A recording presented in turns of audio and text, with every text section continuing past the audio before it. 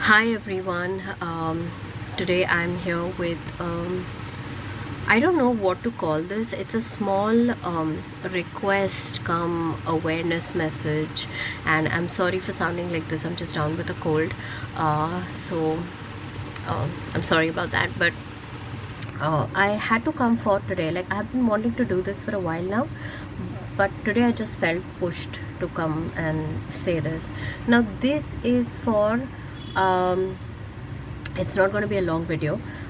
This is a message for spiritual workers, practitioners, light workers, energy healers, and even those who don't do this work but are naturally gifted and more spiritually inclined.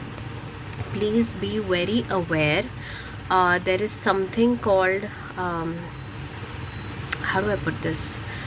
What we tend to do sometimes is that we just because we can read energies and people, we do that without their permission and consent, and that is not correct. So please do not read anybody or anybody's energies without their consent, without their permission. It's not right, it's not ethical.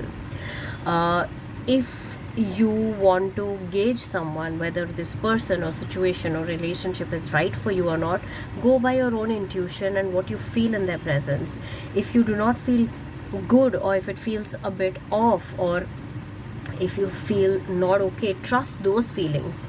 You don't need to read the person for that, definitely not without their permission. There is also something called the trap of secondary readings, which means that you'll read someone without their consent for someone else because they want you to see if they're, how the energies are. A lot of light workers, a lot of spiritual healers fall in that trap. I have too, but I have also learned when I became aware. I also learned from a lot of senior people that this is a normal thing to happen, but once you realize this is happening, it is not correct. So I've stopped doing that, and I would suggest that if you are energetically inclined or spiritually inclined, don't fall for that trap, and don't be inclined to read someone or try to study someone without their consent. It's a violation of boundaries of free will and a violation at every level. So if you do not have someone's consent but you feel that you would want to know them better, then go by what you are feeling in their presence. But absolutely please refrain from reading someone's energies. Just even if your intention is to say, a loved one comes to you and says, can you read this person for me so that I know whether I'm making the right decision or no, say, actually I can't tell you what to do, but preferably, ideally, you should say no, because if that person is still meant to be with that person, that there are soul lessons involved, there'll be karma involved. So when you read for someone and prevent that experience, you are interfering with someone's soul plan and lessons and karmic paybacks and balances. So please do not do that. Please do not fall for that trap. Also refrain from reading other energy workers and light workers and energy practitioners, trying to understand whose energy is how. No, just go.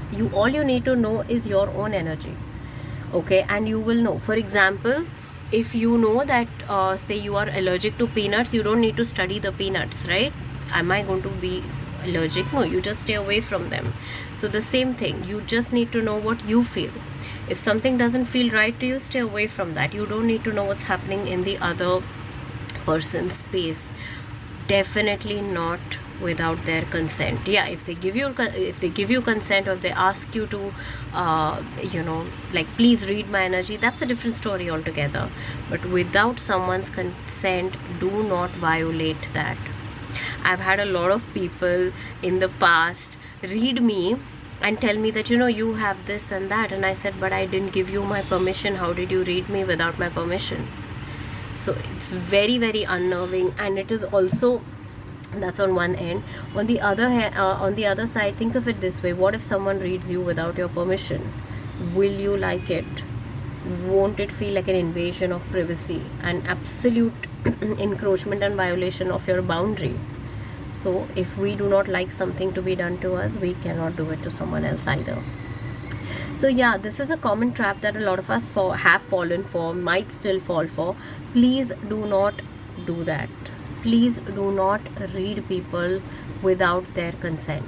It's not fair, and it's not ethical, and it's just outright,